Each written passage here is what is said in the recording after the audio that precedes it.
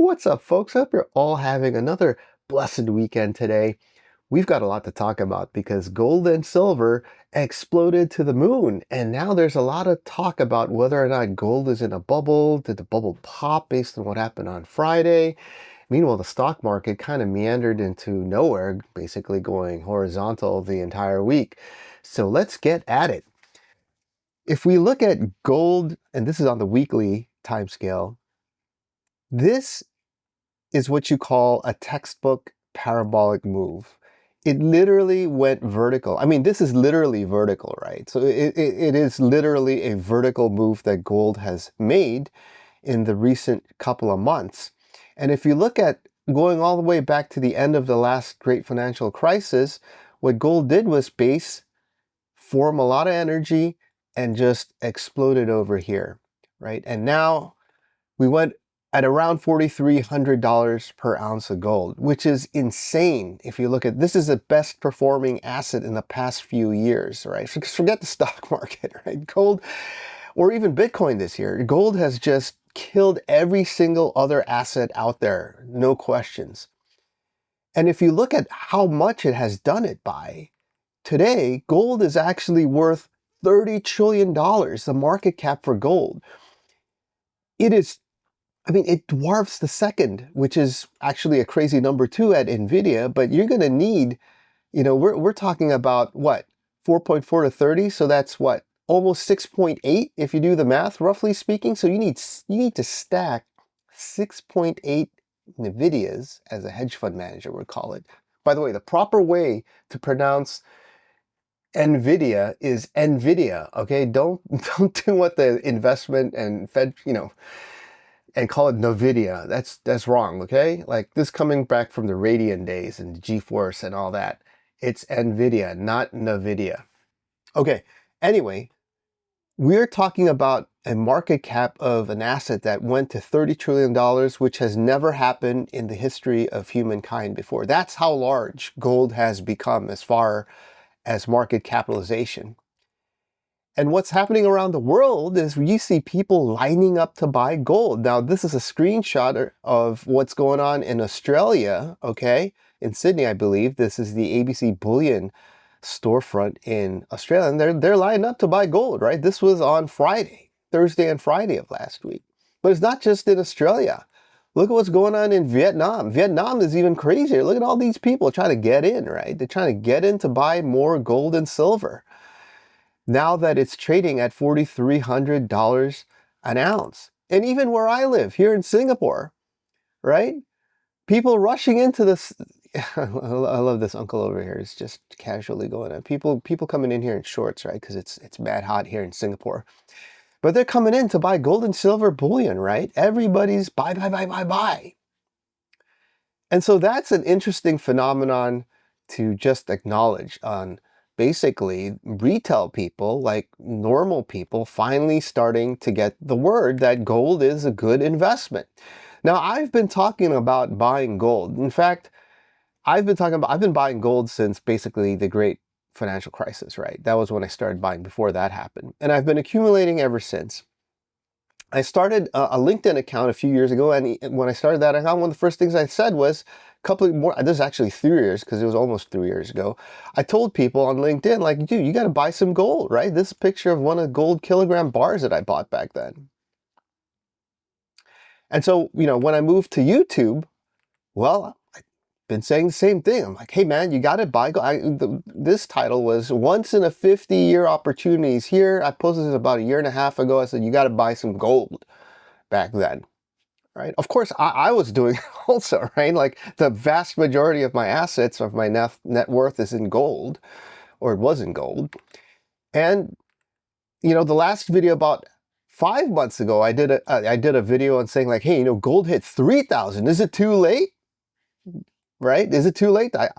Obviously, back then I said, no, it wasn't too late, because now we're at 4,000. Now, what I did do 3 months ago was I sold all my physical bullion, right? And I cashed out.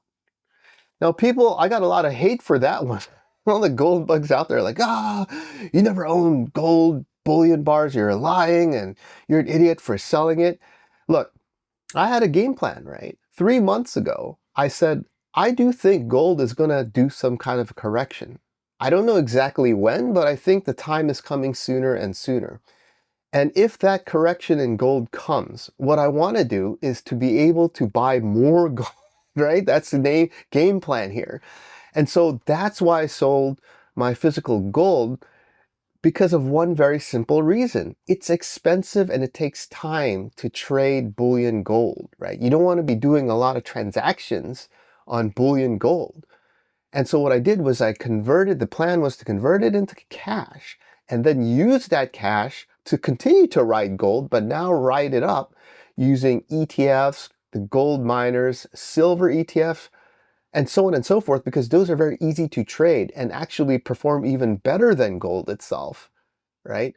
And so that was the plan, was to do even better than gold's performance using paper representations of the asset, and then be able to go in and out of it. And so if there is a correction, I can easily get out of it, cash out, right? Wait for the correction and congestions to clear out, and then buy more physical gold on a huge, nice discount and increase my stockpile. That's the game plan, right? And so that's why I liquidated gold about 3 months ago, thinking that we're probably going to have some kind of a correction coming sooner than later, and I want to continue riding it up because nobody knows the future, but I want to be prepared so that when the correction comes, I can easily and quickly get out and buy more on the discount. And this is a concept I want to bring up here and talk about throughout the entire episode, which is you don't want to predict. Predicting is how you lose money. It is the draw, and it's like gambling. That's why a lot of people do it. They like to predict and either be right or wrong, but predicting is not a way to make money. Preparing is a way to make money. So the way to prepare is, certain things are set up in a way where the chances of something happening are elevated. Whether or not that elevated thing occurs, you don't know. And more importantly, you don't know when. But what you do is you understand that the probabilities have shifted towards whatever the thing is to be an increased likelihood. And what you do is you prepare for that thing to likely occur and take advantage of it. Because you didn't predict it. If it doesn't occur, you're not dead in the water. Right? And if it does occur, well, you can quickly take action and benefit from it. And that is the way, at least I operate, is I don't predict. I'm not a fortune teller. I'm not going to say it's going to be this much at that year. And I prepare. And when it happens, I take advantage of it. And when it doesn't happen, I'm still okay because I didn't go all in on anything. All right, so what did I do? So I did sell the gold, right? I sold it all and I got into cash, and I've been trading in and out of gold. And last week, so I had been going in and out of GDX, all these instruments that have performed very well, over 30% in a period of 6 weeks. I mean, it's been a great run. But what I said on Thursday of last week on the Discord channel was that I think we put an interim top here. Gold interim top around 4,300, silver interim top at 5,400, which is an extension, right? A fib extension. This is a big number for me. And I was discussing this on Discord and why that number mattered. And that BTC and Bitcoin had already topped on October 6th at 126. And that S&P probably also topped at 6,800 and won't probably break that going forward. And I said this on Thursday, and I said that's why I'm all in cash. I cashed out all the profits I made out of gold and silver paper derivatives, and I went into cash. And that was on Thursday, and I basically announced this on the Discord channel. And that was quite a timely announcement, because on Friday and overnight, what happened was basically huge correction started in gold and in silver and in all the other metals. And in silver, it went down in a day about 5% almost, right? And I'll talk more about what I think is going to happen. But basically, if you want to get involved, I do these videos once a week because they take a lot of time and I'm busy. I'm busy trading. But if you want to get daily updates and see what I'm thinking, what I'm doing, because I do share, like when I go in and out of these gold and silver and other time, I've been in and out of palladium and other things as well. Hop onto the Discord server, which is on the link below, because that's where we've got about 600 people now, and it's growing. A bunch of us talk about what we think is going on in the markets and also what trades we make. So I'll see you over there. Now, I am going to share this one thing about Bitcoin. Now, I said I'm not a fortune teller, but other people can be fortune tellers. And this, I just keep this on the back burner because it's entertainment for me. But this is a post on 4chan made in 2023, at the end of 2023. And this person was saying, look, the cycles from the all-time low in 15 to the all-time high in 17 was 1,064 days. The all-time high after that to the all-time low after that was 364 days. And this pattern of all-time low to high and high to low keeps repeating using this down to the exact date numbers, right?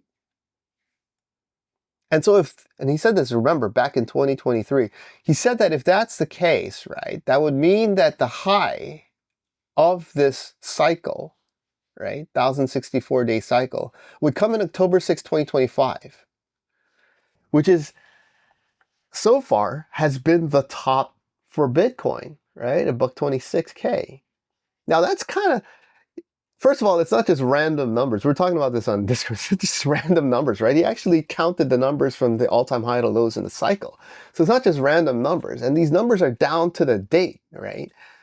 And he's projecting that. Now, October 6th, all-time high Bitcoin, is that a coincidence? It could be, right? Again, I'm not a fortune teller and all this. I just find it really interesting how somebody could project down to the day. So far, it seems like the high, right? Down to the day, a top in the market 2 years into the future. And it's also backed by some kind of cycle, right? That's kind of crazy if you think about it, right? Imagine you saying like, okay, in 2 years, I can predict the exact day when the top is. Yeah, it's entertaining. Let's just leave it at that. But I'm carefully monitoring this, because if this is right, that means the low is going to come on October 7 of 2026. Where I guess I could add more Bitcoin if that's the case. All right, so let's move on. Let's move on and talk about gold itself. Now, when it comes to gold, okay, we need to understand that there are strong fundamentals driving what's going on in gold. And one of the things people have realized that finally, after, I don't know how many years, is 95. So now we're talking 30 years, gold is actually overtaken U.S. treasuries, right, as a percent holding, meaning it's viewed as a better safe haven asset because of the U.S. debt. Nobody trusts in the U.S. debt anymore and that they'll be able to pay it off. And we're going back to gold. Look how high it used to be, right? 60% back in the 80s. That was when gold topped, right? 60%. We're only at 24. Central banks continue to buy more. You get my drift here. So fundamentally speaking, because of all the sovereign debt, gold has a very good story going on underneath it, along with the inflation story, but we'll get to that later. There's also, right, look, this whole thing between China and the United States keeps escalating. And there's talks about decoupling. And Trump said he's going to meet Xi in Korea. But we have to at least acknowledge the situation here. China is not anymore some secondary type of country they can poo-poo away. And they flexed their trump card with the rare earth metal situation, right? The US military, over 75% of it depends on these Chinese rare earth processing capabilities, not the actual minerals. It's their Chinese ability to process the rare earths, right? Nobody else in the world can do it like that. They got a monopoly, 90%, right? That's monopoly, 90% of processing capability, China. They built this over decades, right? So it's not something America can just like build overnight or in 1-2 years. They also paid a very expensive price, China did, right? The amount of, no people talk about this, but the environment, talk about sustainability, the Chinese like killed their environment with the toxic chemicals in so many provinces where they built the processing plants. That'll never be allowed in America and Europe, right? I mean, they just torched their environment to build these rare earth processing facilities. But people don't talk about it, but that's the truth. They scorched their earth. And that's another cost that people don't realize. If America and Europe want to do it, yeah, they're going to get... they're all about sustainability over there. I don't think it's going to be that easy, right? Even with Trump pushing it. So we have to understand that this decoupling and China not backing down is a thing, right? And I don't think it's going to go away. And I don't think the Americans can just bully the Chinese like that anymore. And we'll see what happens when Trump talks with Xi. But clearly, when it comes to, the rare earths, which you require for semiconductor processing and building all the military weapons, I mean, why, if America keeps threatening war to China, why would China enable America to build more weapons to beat it in a war? I mean, just think about that, right? So anyway, that is another, uncertainty and fundamentally what is driving some of the prices up in gold. And, we have to look back to the 1970s. So a lot of people going back to the 1980s, 70s saying, hey, gold this, gold that. And that is true. You should look back into the 70s, but not many people are going to take you through what I'm going to take you through right now. And you have to understand the 70s is totally different than what's going on now. Back then, it was crazy inflation, right? And super high interest rates to battle the inflation. So it was a money deterioration effect. Today, we have some of that, right? Although the inflation has gone down, but don't hold your breath, right? But it's sovereign debt issue. It's like worse than the 70s, right? The 70s was a currency issue. Now, because of sovereign debt, it's not just currency, it's the entire financial system issue, right? Look at the 30-year long-term yields over a long period of time has been going up. So the setup is different, but I actually think the setup now is even worse given the debt situation and still the potential return of inflation given what's going to happen. So while different, it shows you how gold performs during times of financial instability and duress, right? That is a similarity that you can attach between what's going on now in the 70s and also the similarity that never changes of herd behavior and herd greed and herd mentality of humans and the human race, essentially. So what you need to understand, we need to break down the gold. So gold went up from 1970 to 1980, that decade, it went up over 3,000% or almost 3,000%, okay? That is a crazy rise. 3,000, that's a 30x return during that time.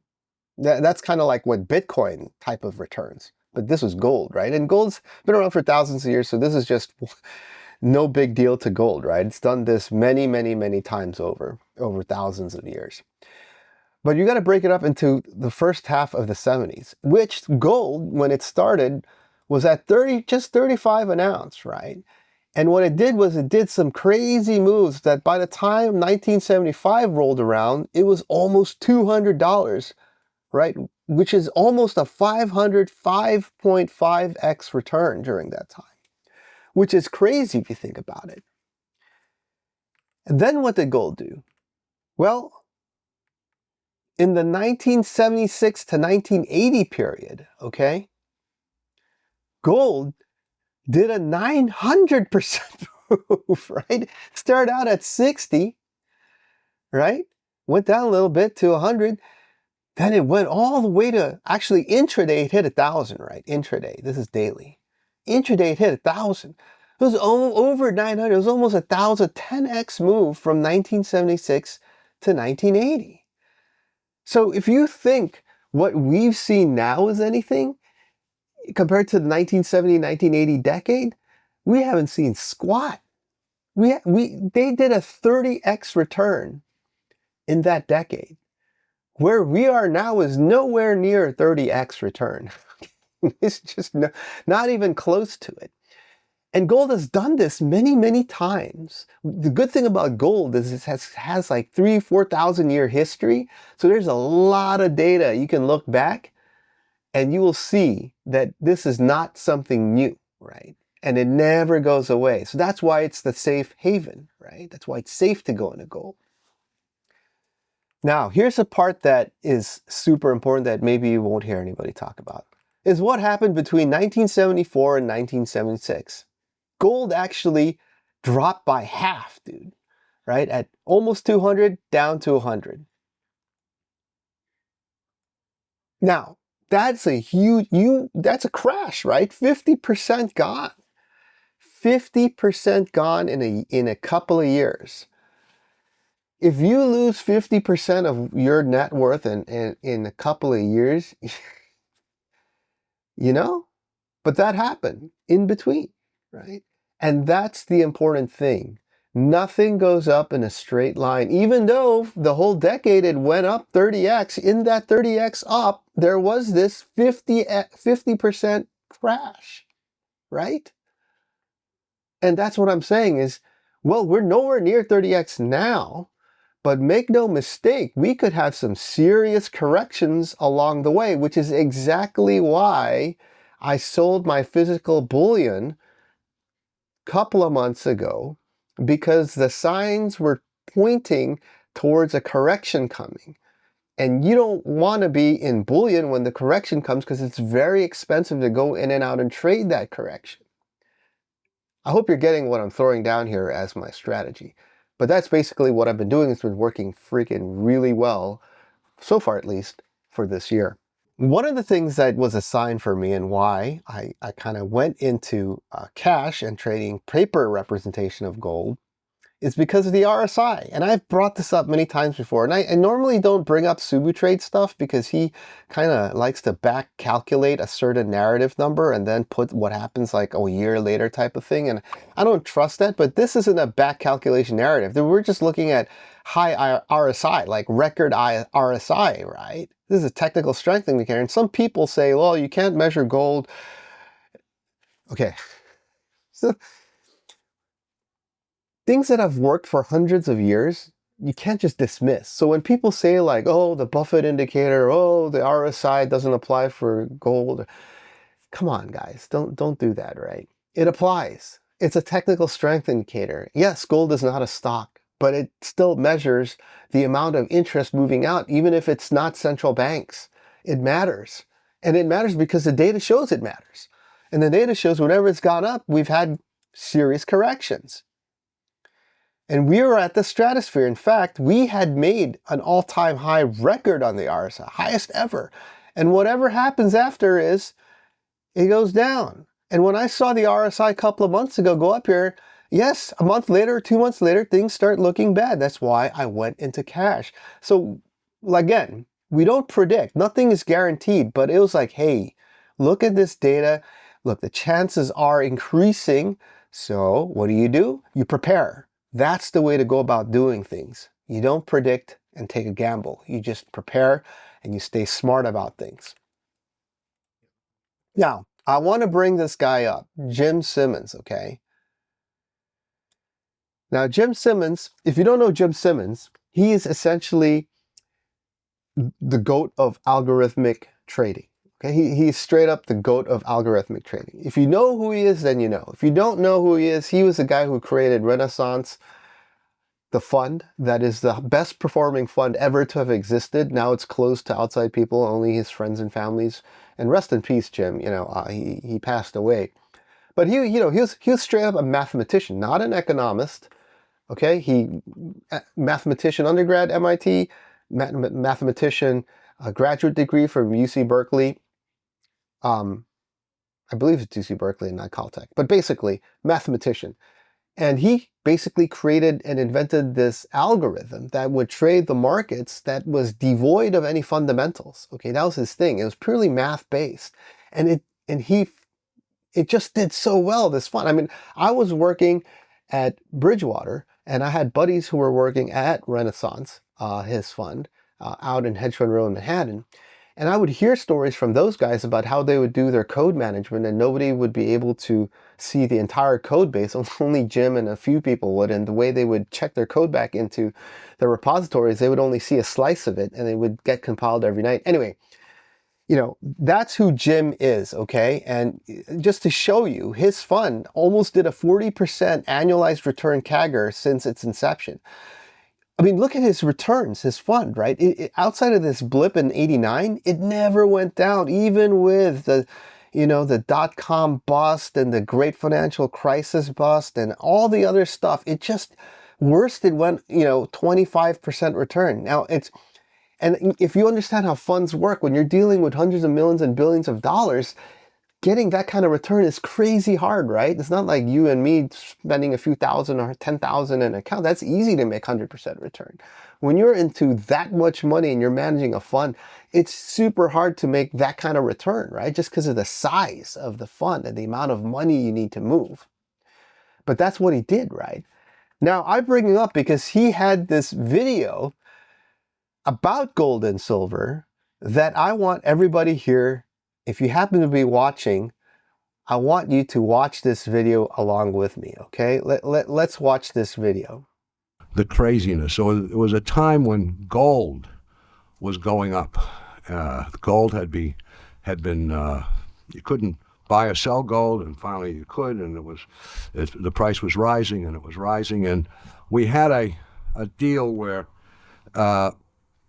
Lenny Baum and I, where we'd each have our own account. I was the boss, but we each had our own account, and in our own. You see, he knew he was. So any organization, there needs to be the alpha dog, right? If you have a 50-50 split with a co-founder, no.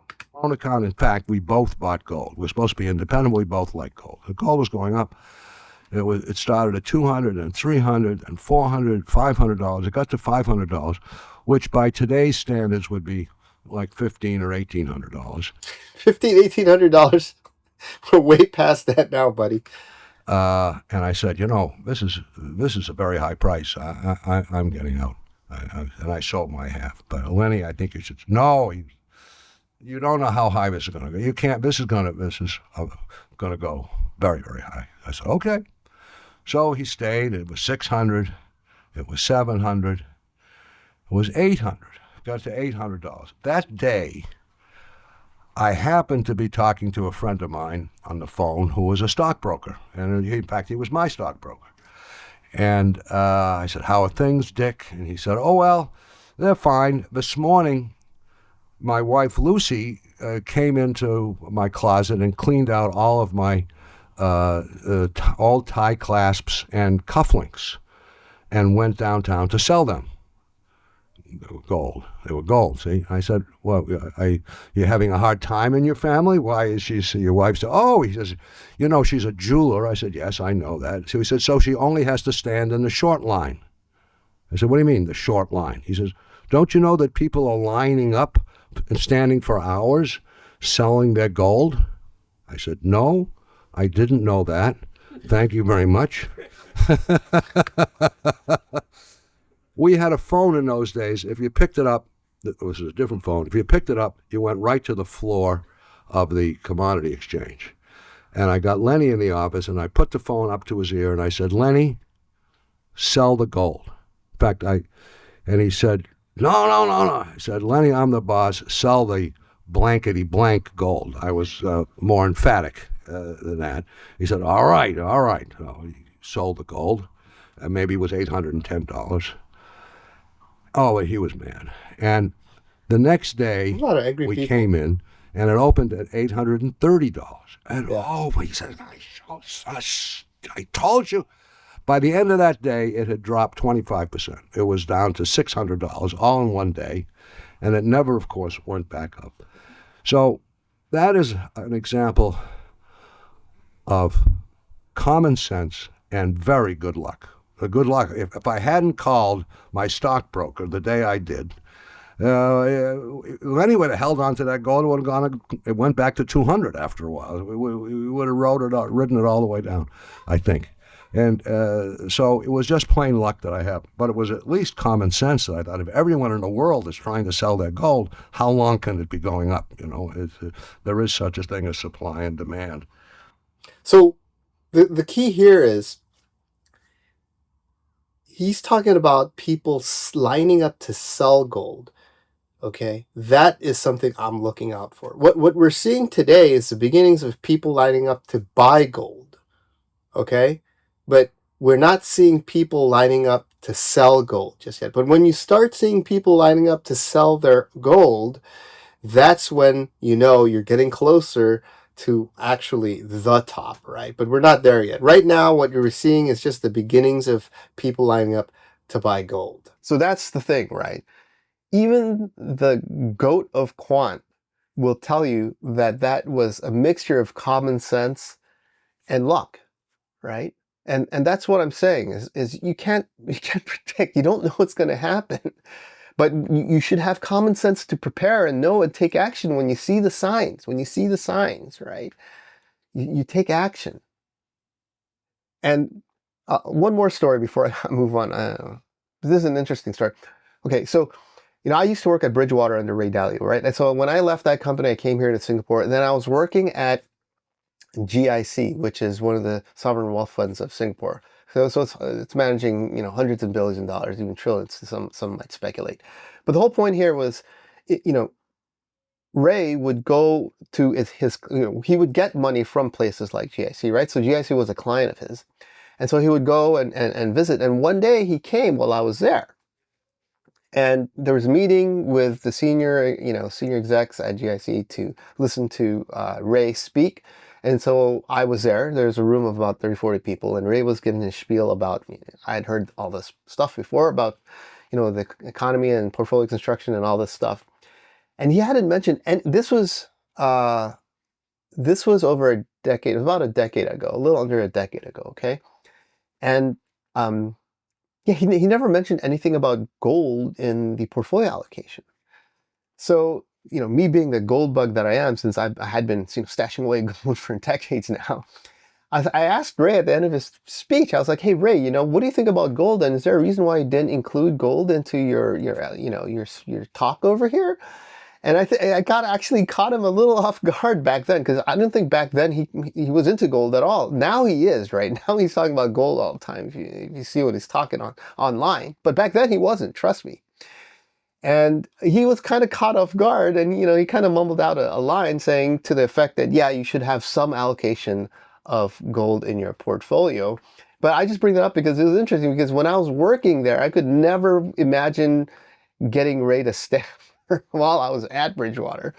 But after I had left as a client sitting on the client side, it was interesting to see him kind of struggle a little bit with the question I asked, which would have never happened when I was working at the company for him. So anyway, that's just an interesting side note. But moving along now. So that is the situation with gold. Understand that gold will have its corrections, and I have prepared for that. And what happened on Friday, I believe, is the beginning of a consolidation, because nothing can go up in a straight line forever.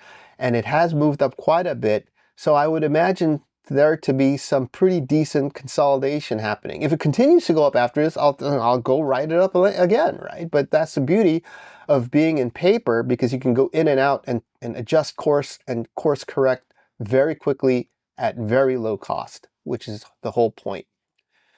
All right, so now let's talk about what's going on with little brother silver. So silver, which is one of the things I've been playing, I showed this in the last episode, is developing this cup and handle, and this cup and handle, just like gold, should just go up really, really high, with this $50 mark being a huge, a very big point of interest. Now you got to understand, like I said in the last video, this is a 45-year time horizon, okay? So little squiggles over here could take a month or even a couple of months, right?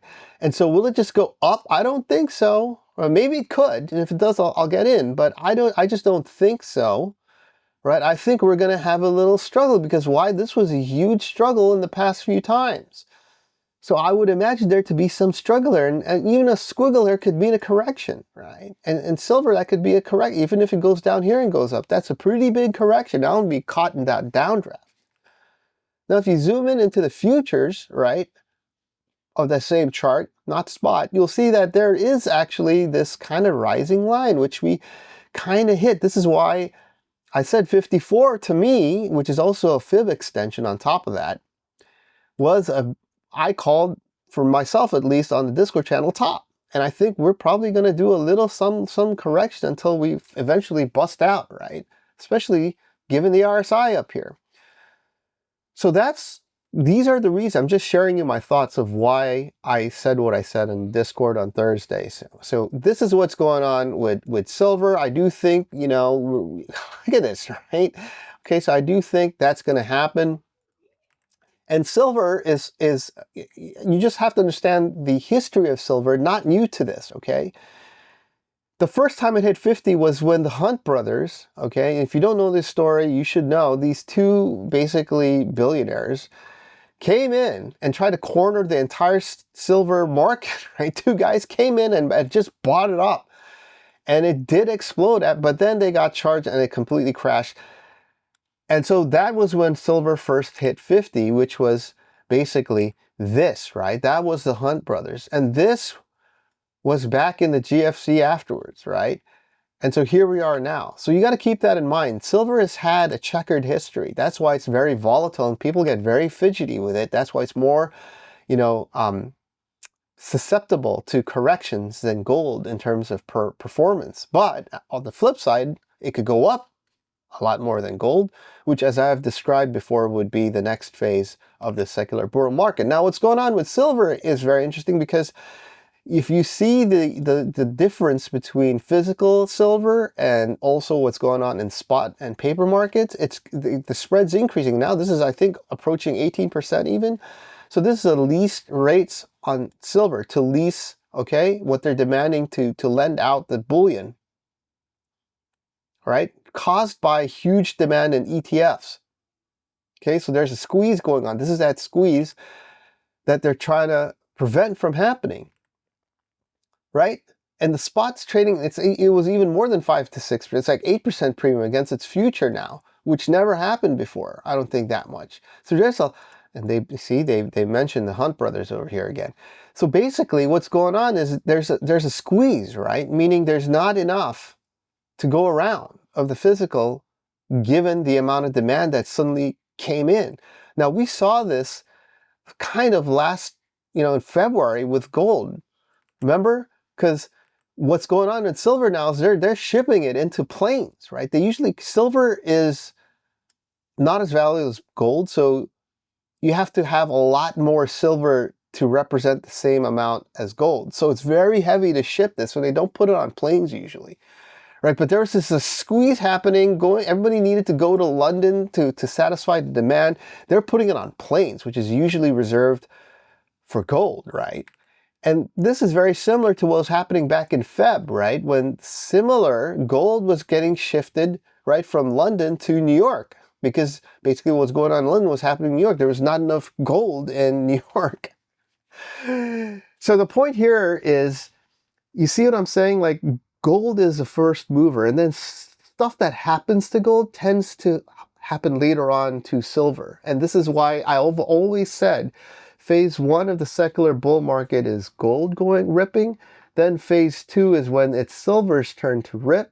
And phase 3 is when the miners rip, and then that's when it's all she wrote. Now silver, I said the last time, we could be entering phase 2, and silver did run up, but it's not out of the woods yet, right? We need to really clear that $50 mark for good. And based on what happened on last Friday with that big correction, we still need to see it defend 50 here, right? Because otherwise it could just consolidate, and then when it's done consolidating, then we could see phase 2 begin, right? But I'm showing you these things to show you how silver tracks gold, and how my strategy of phase 1, phase 2, and phase 3 is slowly playing out. And if you know how to take advantage of these things, you could make a lot of returns. I keep showing this, and I'll show it again. This is going to go down. When it goes down, that's when you'll see silver really outperform gold, and I'm prepared for that when we get to there. All right. So now let's move along to our favorite topic of ETFs. A lot of questions. Well, what about the ETFs? I mean, I'm playing ETFs now temporarily, right, during this correction phase. But what's the difference between gold and gold spot and physical bullion and ETFs like GLD and SLV? I don't really like them, so I'm temporarily in them to extract alpha and returns, right, as per my strategy. But I don't trust them. I wouldn't go long term with them. What they are is they're basically entities, like any corporate entity or fund entity, and they claim to back, I don't know, right, how much they're audited and regulate, but the amount of investment inflows they buy gold, right? And they try to keep that in line with the spot price of gold. And so that's what these entities are. But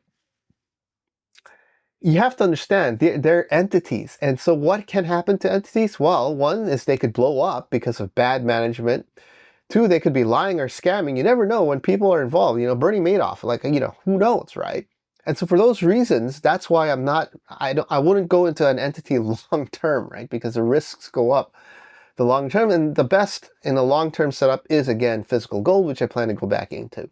But that's what these ETFs are. And they're multiple ETFs, ETNs, which is exchange traded notes, and so on and so forth. They're different versions of these entities, right? Some are a little bit more risky than others, like ETNs notes are more risky than funds, ETFs, because there's different levels of regulation.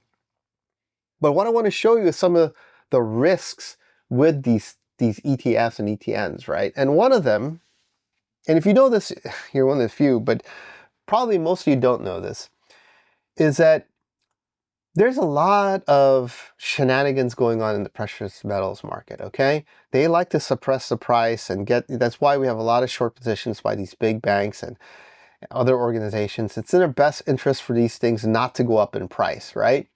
And they make money off of that with all the retail people trying to buy it to make it go up in price. So it's like this never-ending battle. But basically, what happened in 2020 was JP Morgan, basically the world's largest bank, got fined about $1 billion for manipulating precious metals prices and also the treasury market, but primarily precious metals, gold, silver, right? Among the main ones. And they were busted, right, by the SEC. And they were taken to court and they were busted. So they were forced to pay a tiny fine, relatively speaking, compared to the amount of money they made manipulating these things, of just $1 billion, a drop in the bucket for those guys, right? A little like slap in the wrist. Okay, that happened in JP Morgan in 2020. Then, they actually went to prison, right? So the JP Morgan traders for precious metals, they went to prison. They were sent to jail, right? So it's serious. We're talking about serious stuff here, right? This is not in mainstream media and all that. You got to go to the, Department of Justice here. But that's where they went. And if you look at the details of exactly why they went, they were screwing around, right? They would put in these phantom trades. They would put on these trades, right? And then cancel them right before the execution. And those trades would be like head fakes to get everybody to think it was going to go one way. And then they would go the other way. Right? These spoof orders, they would put in billions of, it was really bad. They were completely manipulating, got busted. The company got fined for $1 billion, JP Morgan. And some of them even went to jail. Okay. So this serious stuff that happened. Nobody talks about it. It's not in mainstream media, but it's going on all the time. And if you think that was it and there's no other manipulation going on, you're living in La La Land. I tell you, you're living in La La Land. You think that was the only case and there's nothing else going on, okay? So that was JP Morgan. Well, let me tell you something. 2 years after that, in 2022, guess what happens? JP Morgan, right, becomes a custodian for the top gold ETF of GLD, right? JP Morgan, the company, right, that got busted and fined $1 billion and its top precious metals traders went to jail, that company became, along with HSBC, which was the original one, the custodian for top gold ETF GLD. Come on, guys. Come on now. How many of you knew this? Probably not too many, I would think, right? Come on now. Custodian. So they're in charge to make sure that the ETF GLD has enough actual physical bars in their vaults commensurate with the fund. The company that got busted and fined $1 billion for manipulating gold prices is now the one you trust to make sure there's enough gold bars in the vaults of that ETF. Does that make any sense to you? It doesn't to me, but if it makes sense to you, write a comment and tell me why it does. I'm open-minded, right? So I'd like to hear why it would make sense to any one of you out there who might have found this out just through this video. So that's why I don't want to be in these ETFs for too long. And another reason of I don't want to be in it too long is because it could blow up. Now, if you don't know what Volmageddon is, it was an event that happened, okay, in 2018, where the VIX ETF, the VIX is a measure of volatility. There's an inverse VIX, okay, that it was an exchange traded note, so it was inverse VIX. They got kind of cute and made their ticker the inverse of VIX itself, XIV. It was an exchange traded note, I believe, right? And what happened was VIX just spiked. And so the inverse of that went pretty much down, and it essentially went to zero, and overnight it just collapsed and everybody just lost everything, like gone, right? Overnight. Now that's the reverse of if gold shoots to the moon and they don't have enough bars. But it's just an example of how overnight these ETFs can just disappear, like in the silence of the night. It's just gone. It is not improbable. It has happened. Okay? So if you think that, well, I don't know, maybe like, JP Morgan is up to shenanigans again because, once a cheater, always a cheater, like they say when you're dating a boyfriend or a girlfriend, then maybe they don't have enough gold, then all of a sudden they don't have enough cash or whatever the circumstance, right? They can just be like, that's it. Now, I don't think they have no gold, so it won't be like you lose everything, but you might miss out, right? They might just say it's closed, gone, can't do anything. We're just going to distribute whatever we had as of the price last week, or whatever gold we actually have that we don't have, or whatever. You can try and sue us, but it's gone, and that's all she wrote. So that is the nature of these exchange traded products, or ETPs, these ETFs, ETNs, and the list goes on. There is risk involved with them because they are just entities that could have what all entities have and all the risks that they bring along with them. And then if you look a little deeper, as I've shown you, some of the setups of these entities at best is a little questionable at the minimum, right? You gotta wonder, right? JP Morgan being the custodian. You just gotta wonder, right? Of all the entities, why them? So just keep your mind on that. I certainly do, and that's why I don't plan to stay in them that long. And I'm adjusting. I've accepted that risk for now, but that's the way. It's eyes wide open. And I hope your eyes are wide open as well from that little sharing I did. Now let's move on to what I think is going on with the stock market. So the leeway is, I had been trading one of the instruments, GDX, for the past couple of months, and it had formed this channel.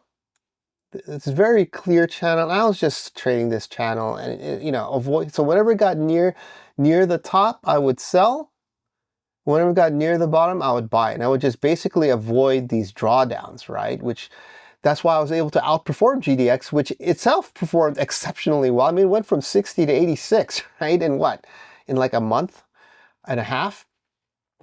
Now, on Thursday, one of the reasons why I said I'm out was it went to the top here. I'm like, look, I'm out, right? Could it go and break above this? I was like, it could, but look, this thing has been forming for a long time, and I'm not gonna, pretend that I know. I don't know. I'm just gonna cash out, don't get greedy, and see what happens. And lo and behold, this chart, this is not as of Friday, right? As of end of day Friday, it actually went down here to the bottom, and it actually kind of like stabilized down here. So the question I have is, now that it's down here, will I go up or in? I don't know yet. I'm so unsure because gold actually had this correction like that. I don't know, right? It could go down more. If it does, then definitely don't want to. So I'll go in if I see it actually correct back here and then ride this up to over there, and that's what I'll be doing. But as far as the stock market goes, look, this is a monthly chart of the S&P futures, and we've had these divergences developing over time, right? These divergences in 2020, 2022 rather, the last one happening over here. We're here now, okay? And what I'm pointing out is we're at this on the monthly level. We're really high on the the MACD, okay? There's not much more room to go up here. And the RSI is not going up, even though there's a divergence again. It's just flat.